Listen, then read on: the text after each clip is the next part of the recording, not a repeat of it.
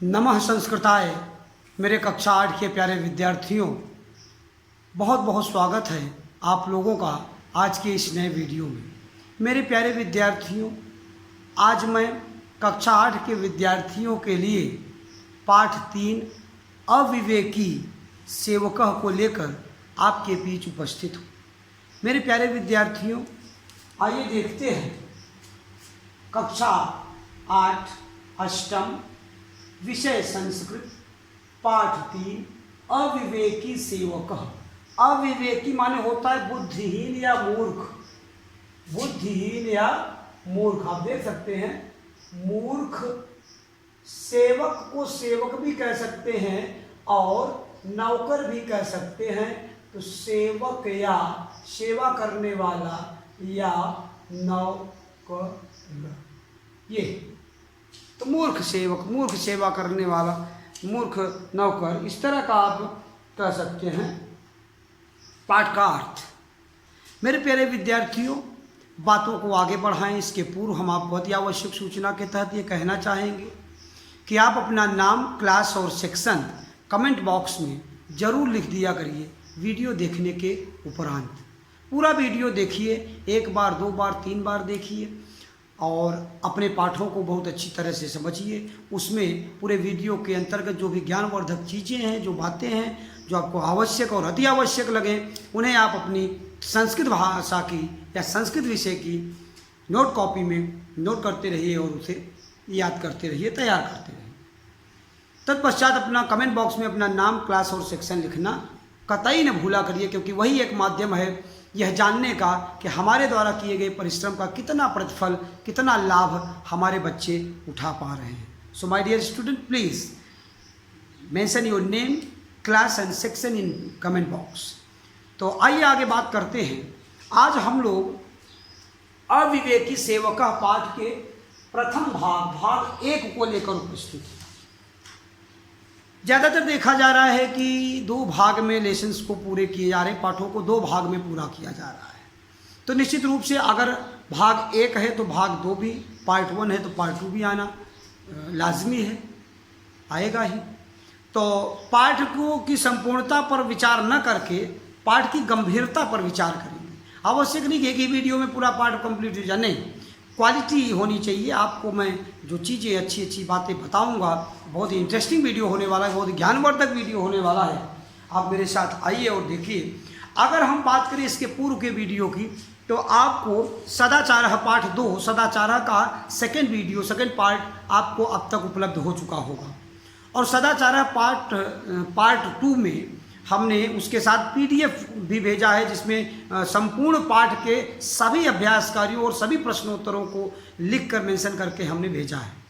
उसे आप अपनी कॉपी में भी, संस्कृत कॉपी में भी लिखा करिए और अपनी संस्कृत की किताब में भी उसको फिलअप करते रहिए, क्योंकि इस किताब में ही थी, इसीलिए मैंने किताब में फिलअप करके भेजा है कि किताब में पहले लिखिए, फिर किताब से ही देखकर कॉपी में लिखिए।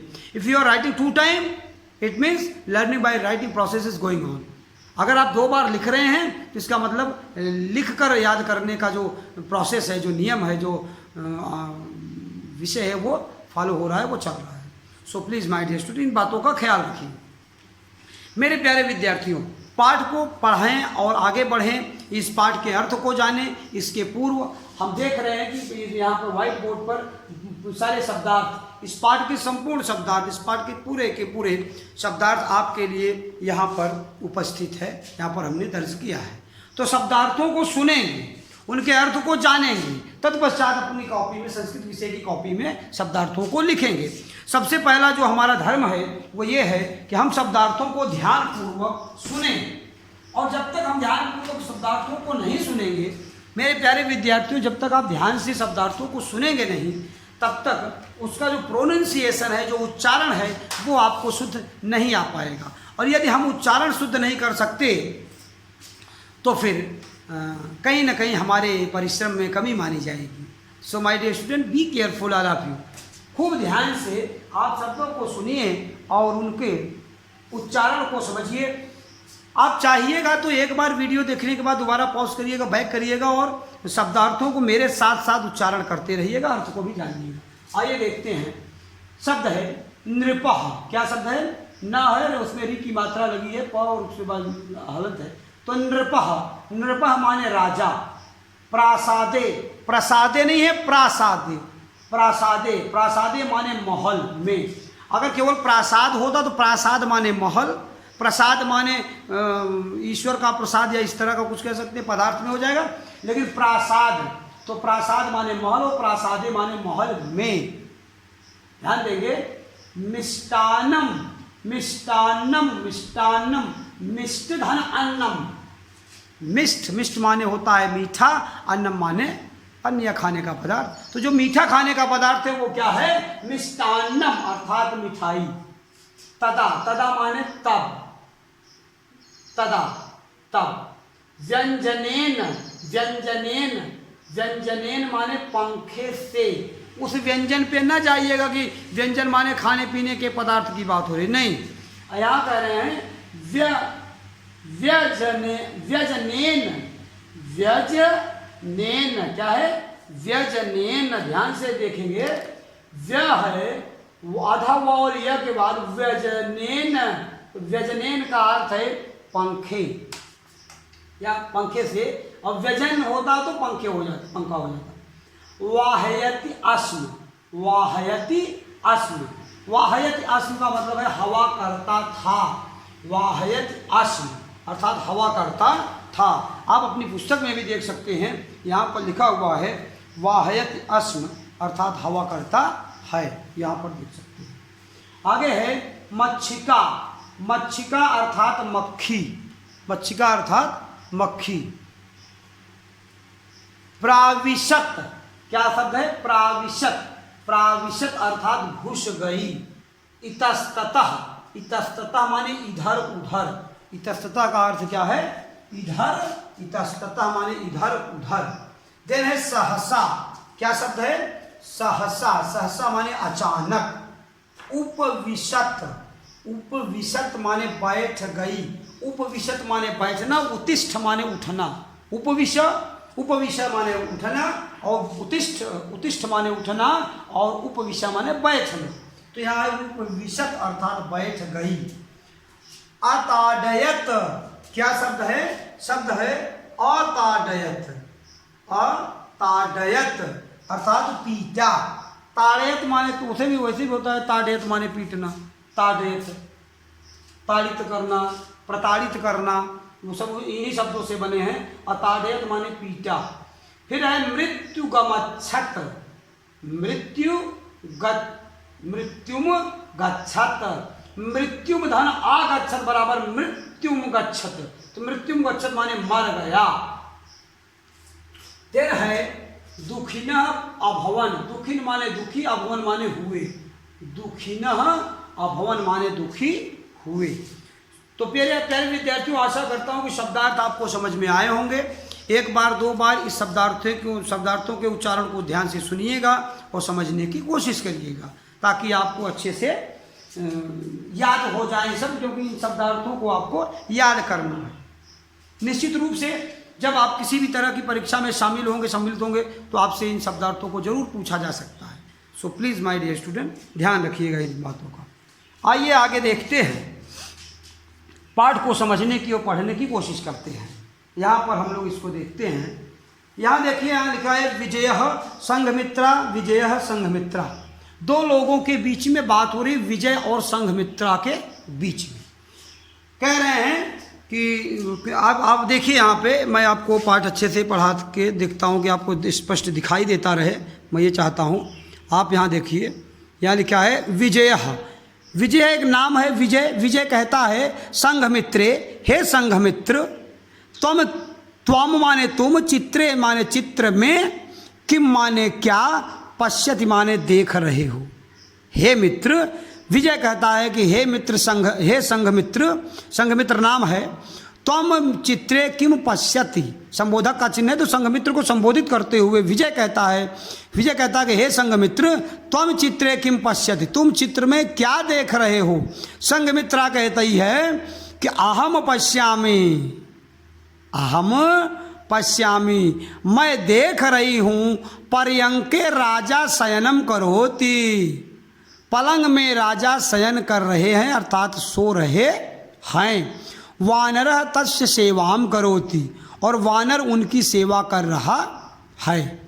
विजय फिर कहता है, संघमित्रा अर्थात ये स्त्री है, ये लड़की है, ये पुरुष है। विजय और संघमित्रा के बीच में बात हो रही है आपस में। विजय कहता है कि हे संघमित्रा, तुम चित्र में क्या देख रही हो? और संघमित्रा कहती है कि हम पश्यामी, मैं देख रही हूँ। क्या देख रही हूँ? कौमा है कि पर्यंके राजा शयनम करोति, पलंग पर। पर्यंक माने पलंग होता है, शब्दार्थ को जानते रहिएगा।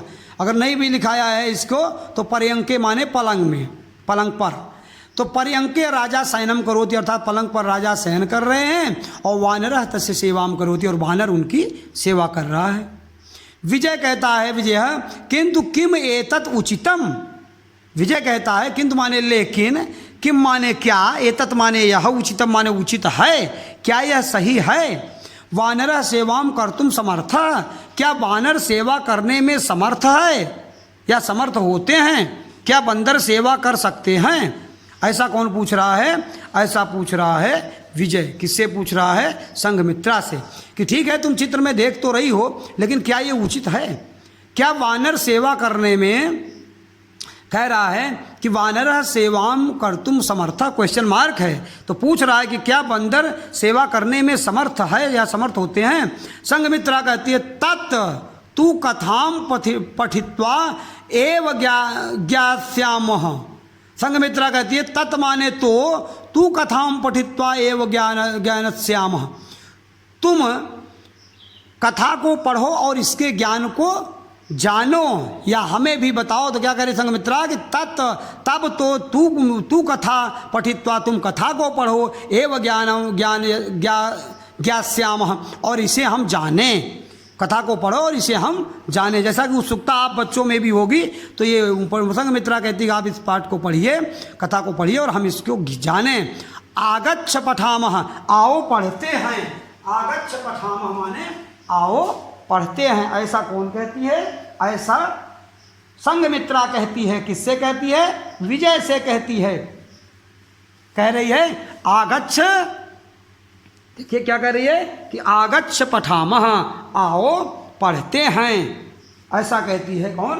संघमित्रा। किससे? विजय से।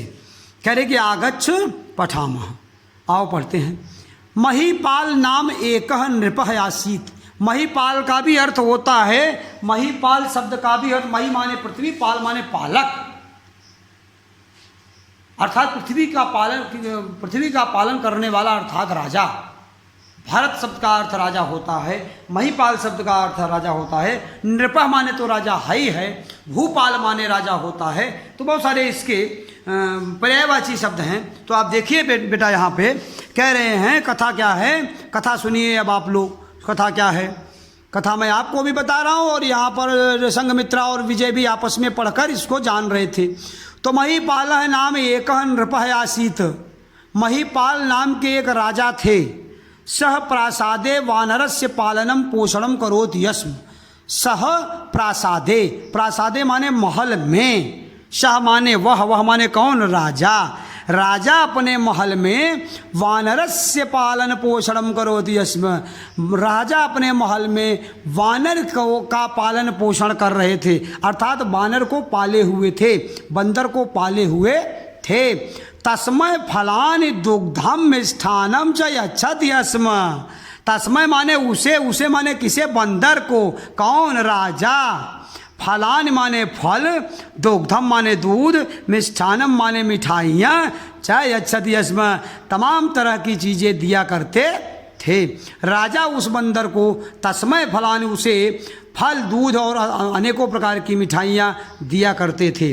वानर अपिमाने भी, बंदर भी नृपस्य आज्ञा पालकः सेवकः आसीत्। राजा का बहुत ही आज्ञा पालक, आज्ञा मानने वाला सेवक था। कौन? बंदर। वानरः अपि नरस्य आज्ञा पालकः सेवकः आसीत्। बंदर भी राजा की आज्ञा को मानने वाला सेवक था। एकदा ग्रीष्म काले, एक बार गर्मी के समय में, ग्रीष्म काले माने गर्मी के समय में, एकदा माने एक बार, एक बार गर्मी के समय में नृपः माने राजा शयन गृहे सुखेन शयनम करोत। शयन गृह माने सोने वाले कक्ष में, जिसको बेडरूम आप लोग कहते हो, शयन कक्ष कहते हैं हिंदी में।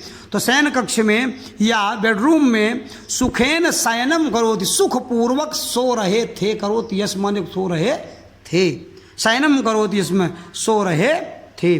तदा वानरः तस्य समीपे व्यजनेन पवनम वाहयति स्म। ध्यान देंगे, तदा माने तब, कब? जब राजा गर्मी के समय में अपने बेडरूम में या सोने वाले कमरे में जब सो रहे थे सुखपूर्वक, तब, तदा माने तब, वानरः तस्य समीपे, बंदर उनके पास, व्यजनेन पवनम वहति स्म, पंखे से, व्यजनेन शब्द का आप यहाँ पर देख सकते हैं कि व्यजनेन माने पंखा है।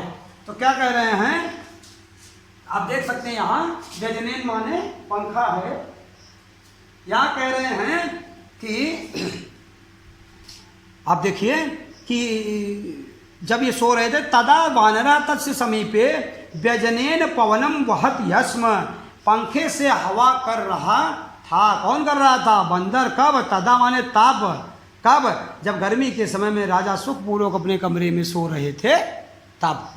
आगे देखते हैं प्यारे विद्यार्थियों क्या कहता है पाठ। आगे कहते हैं कि वह इसमें शीतलस्य पवनस्य स्पर्शेन,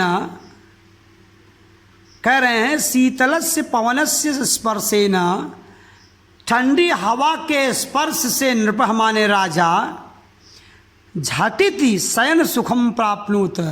झटित माने बहुत ही सोने का सुख प्राप्नुत माने पा रहे थे। बहुत ही अच्छा सोने का मतलब सोने का अर्थात आप बार बार मैं कह रहा हूँ, इस मतलब सोने माने स्लीपिंग की बात हो रही है। तो स्लीपिंग माने सोने का सुख प्राप्त कर रहे थे। किससे? जो ठंडी ठंडी पंखा चलाने से जो ठंडी ठंडी हवा उनके शरीर को स्पर्श कर रही थी, उससे वो बहुत ही अच्छा सुख प्राप्त कर रहे थे। तदा एका मच्छिका कक्षे प्रविशति। तदा माने तभी, तदा माने तब भी होता है और तभी भी होता है। तो यहाँ तभी से लेंगे, तब माने तभी से, तदा माने तब या तभी, एका मच्छिका, मच्छिका माने मक्खी, मच्छिका माने मक्खी। तो तदा एका मच्छिका, तभी एक मक्खी, कक्षे प्रविशत माने कक्ष में प्रवेश करती है। किस कक्ष में? जिस कक्ष में राजा सो रहे थे उस कक्ष में। सा इतस्ततः भ्रमति स्म, वह इधर उधर घूम रही थी। कौन घूम रही थी? मक्खी। सहसा मच्छिका, अचानक ही मक्खी, एकाएक मक्खी, नृपस्य नासिकाम उपविशत। उपविशत माने बैठ गई, नृपस्य माने राजा के, नासिकाम माने नाक पर। सहसा माने अचानक, मच्छिका माने मक्खी। वो मक्खी क्या करी? अचानक जो है, जो इतस्ततः भ्रमति, इधर उधर घूम रही थी। भ्रमति माने घूम रही थी, इतस्ततः माने इधर उधर, सा माने वह, ईसा है इसलिए सा माने स्त्रीलिंग के लिए, सी के लिए सची सी। देखिए जैसे होता है ना, मैं आपको बताऊंगा कैसे होता है। तीन शब्द होते हैं, एक होता है सह, सह माने होता है वह, और वह इंग्लिश में इसका होगा ही। अब यह होगा सा, सा माने होगा वह का होगा SHEC अर्थात स्त्रीलिंग, ये है पुल्लिंग ऊपर। फिर होगा शाह, एक शाह और शब्द होता है, इसका मतलब होता है साथ। साथ इसकी इंग्लिश क्या होगी? With. So my dear student, be careful all of you. इन तीनों शब्दों में कभी भ्रम नहीं होना चाहिए, कोई कंफ्यूजन नहीं होना चाहिए। हमेशा से अपने शंका का समाधान किए रहिए और इन चीज़ों को लिखे रहा करिए। अपनी नोट कॉपी में इन शब्दों को भी लिख लीजिएगा। तो यहाँ पर ध्यान देंगे, जब पाठ में देखेंगे तो यहाँ लिखा है सा इतस्ततः भ्रमिता स्मर्त्वाद। वो स्त्रीलिंग थी मक्खी। मक्खी शब्द वैसे भी स्त्रीलिंग होता है, तो इनके लिए नर मक्खी मादा मक्खी लिखना पड़ता है, नहीं तो मक्खी शब्द जैसे हमेशा के लिए स्त्रीलिंग होता है। अब इनको स्त्रीलिंग पुल्लिंग बताने के लिए नर मक्खी और मादा मक्खी लिखना। जैसे मच्छर, तो मच्छर शब्द पुल्लिंग होता है। अब मच्छर शब्द पुल्लिंग होता है, इसका स्त्रीलिंग देखो तो मादा मच्छर ऐसा होगा। जैसे कोयल, कोयल स्त्रीलिंग शब्द है, अब नर कोयल ऐसा कहते हैं। तो इस बातों को ध्यान रखेंगे स्त्रीलिंग पुल्लिंग में। तो साई तस्ततः भ्रमति स्म, वो इधर उधर घूम रही थी। सहसा मच्छिका नृपस्य नासिका उपविशत, अचानक ही मक्खी राजा के नाक पर बैठ गई। सेवक वानरः नृपस्य निद्रा भग्नम न भवेत, अतः सा मच्छिका व्यजनेन अताड़यत। बोले आदा अताड़ियत माने पीट रहा था, किसको? व्यजनेन माने पंखे से, किसको? मच्छिकाम। ताम माने उस मक्खी को पंखे से पीट रहा था। ता माने इसलिए, किस लिए? सेवका वानरः, सेवा करने वाला बंदर, नृपस्य निद्रा भग्नम न भवेत, राजा की निद्रा को भंग नहीं करना चाहता था, राजा की नींद को तोड़ना नहीं चाहता था, इसलिए वह पंखे से मक्खी को बार बार पीट रहा था और मार रहा था। मेरे प्यारे विद्यार्थियों, पृष्ठ संख्या 17 के संपूर्ण अध्याय को हम लोगों ने पढ़ा। अब इसका जो दूसरा पार्ट आपको प्राप्त होगा, आप अपनी उत्सुकता बनाए रहिए कि पाठ में लास्ट में अंत में होता क्या है, और इस बात के जवाब को लेकर हम अविवेकी सेवक पाठ के पार्ट 2 को लेकर जब उपस्थित होंगे तो आपकी सारी समस्या का समाधान हो जाएगा। पूरा का पूरा शब्दार्थ इस पाठ का लिखाया जा चुका है। आप अपनी कॉपी में पाठ 2 डालकर शब्दार्थों को लिखिएगा, आवश्यक चित्र भी बनाइएगा, उसमें रहे अगर घर पर उपलब्ध हो तो कलर वगैरह भी करते रहिए। तब तक पाठ 2-3 के इस अविवेकी सेवका पाठ के अभ्यासकारों प्रश्नोत्तरों को लेकर हम आपके बीच फिर से उपस्थित होंगे। मेरे प्यारे विद्यार्थियों, आइए देखते हैं क्या है गृहकार्य आपके लिए। गृहकार्य में पहला है संपूर्ण अध्ययन सामग्री का कम से कम 2 बार अवलोकन करें। तो 2 बार अवलोकन करिए पूरे अध्ययन सामग्री का, पूरे वीडियो को कम से कम 2 बार देखिएगा, और देखने के बाद अपना नाम, क्लास और सेक्शन लिखना मत भूलिएगा मेरे प्यारे विद्यार्थी। दूसरा अभ्यास गृहकार्य है कि शब्दार्थों को अपनी संस्कृत की कॉपी में लिखकर याद करें। ये अंडरस्टूड है, ये अंडरस्टूड है कि आपको पूरा का पूरा शब्दार्थ लिखना है, और ये जो 3 अतिरिक्त शब्दार्थ प्राप्त हो गए इनको भी आपका सौभाग्य है कि आपको इन शब्दार्थों को लिखना है और अपनी संस्कृत की कॉपी में लिखकर इनको याद करिए। बाकायदा लाइन खींचकर अच्छे से शब्दार्थों को लिखिएगा। आगे कह रहे हैं पाठ को अर्थ सहित कम से कम 2 बार अवश्य पढ़ें। जब आप वीडियो को 2 बार 3 बार देख लेंगे, सुन लेंगे, तो संपूर्ण पाठ का अर्थ आपको समझ में आ जाएगा। तीनों बातों के साथ आज की इस पढ़ाई को यहीं पर ब्रेक करते हैं, रोकते हैं, और इस आशा के साथ कि आप पूरे मेहनत के साथ, परिश्रम के साथ हमारे द्वारा किए गए इस परिश्रम का लाभ लेंगे और अपने अभ्यास कार्यों, प्रश्नोत्तरों सबको लिखते रहेंगे कंटिन्यू। इन्हीं शुभकामनाओं के साथ मेरे प्यारे विद्यार्थियों, आज के लिए इतना ही। मिलते हैं नेक्स्ट वीडियो में। आप अपना नाम, क्लास और सेक्शन लिखना कमेंट बॉक्स में मत भूलिएगा। तब तक के लिए धन्यवाद।